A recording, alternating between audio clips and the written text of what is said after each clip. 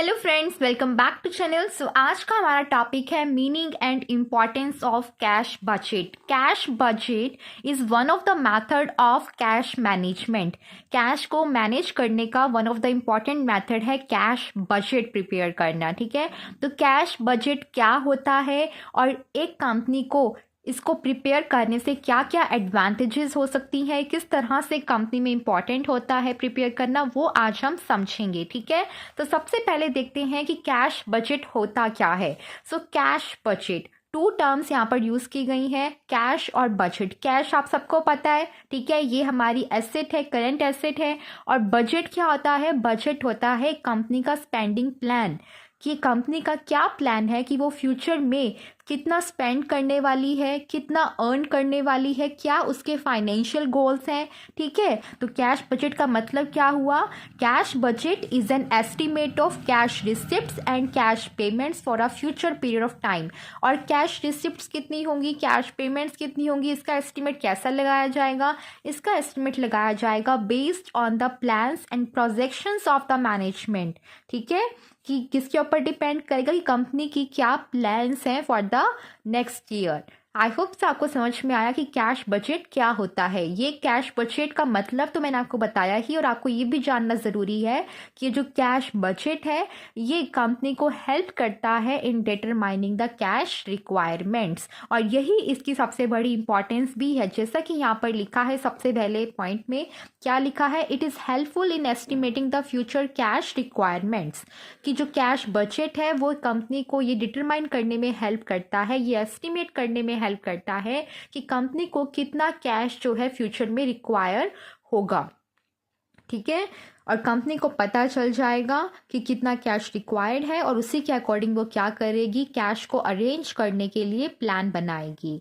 तो इस तरह से ये थी इसकी पहली इम्पॉर्टेंस।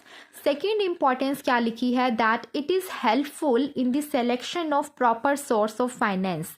ये जो कैश बजट है ये आपको सिर्फ यही नहीं बताएगा कि शॉर्टेज है कैश की या कैश एक्सेस में अवेलेबल है कंपनी में, बल्कि ये भी बताएगा कि अगर शॉर्टेज है तो वो जो शॉर्टेज है वो शॉर्ट टर्म के लिए है या फिर लॉन्ग टर्म के लिए है। अगर शॉर्ट टर्म के लिए है तो कंपनी उस अकॉर्डिंग प्लान करेगी कैश को अरेंज करने के लिए, और अगर लॉन्ग टर्म है तो कंपनी उस अकॉर्डिंग प्लान करेगी। क्योंकि शॉर्ट टर्म जो आपका कैश रिक्वायरमेंट है वो आप कैसे फुलफिल कर सकते हो? शॉर्ट टर्म बोरिंग के थ्रू फुलफिल कर सकते हो, राइट?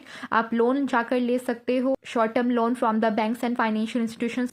और जो लॉन्ग टर्म की नीड है उसके लिए आप क्या कर सकते हो? लॉन्ग टर्म नीड को सेटिस्फाई करने के लिए आप शेयर्स या डिबेंचर्स इशू कर सकते हो, right?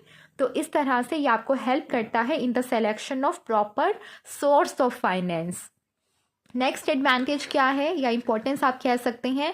That it is really helpful in the investment of surplus cash. जैसा कि मैंने आपको बताया कि जो कैश बजट है वो कंपनी को हेल्प करता है ये जानने में कि सरप्लस होने वाला है कैश का या शॉर्टेज होने वाली है। और अगर सरप्लस होने वाला है, अगर कंपनी को पता चल गया कि कैश का सरप्लस होने वाला है, तो वो कंपनी को किस तरह से हेल्प करेगा? वो कंपनी को हेल्प करेगा in managing the cash by investing excess into the short term securities. कि अगर उसे पता है सरप्लस है कैश का तो कंपनी क्या कर सकती है? वो प्लान कर सकती है investment of access cash into the securities, ताकि वो इंटरेस्ट अर्न कर सके, प्रॉफिट अर्न कर सके उस कैश का यूज़ कर कर। ठीक है, तो ये भी इसका one of the important point है। नेक्स्ट हमारे पास क्या है? That it is really helpful in planning the purchase of asset. कैसे हेल्पफुल है ये?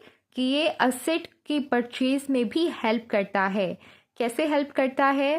कैश बजट जो है कंपनी को बताएगा कि कितना कैश है। अगर कंपनी को पता चलता है कि उसके पास इतना कैश है कि वो जो है इंटरनली अपने इंटरनल सोर्सेज का यूज़ कर कर ही एसेट को परचेज कर सकता है, तो वो उस अकॉर्डिंग जो है प्लान करेंगे। और अगर उसे पता चलता है कि नहीं उसके पास इतने जो कैश है अवेलेबल नहीं है कि वो इंटरनली परचेज कर सके, तो वो उस अकॉर्डिंग जो है परचेज जो है प्लान करेंगे एसेट का। ठीक है, तो प्लानिंग जो है परचेज ऑफ एसेट की, उसमें भी कैश बजट हमें असिस्ट करता है। ठीक है, नेक्स्ट पॉइंट क्या है, that it is really helpful in getting cash discount. How it is helpful in getting cash discount?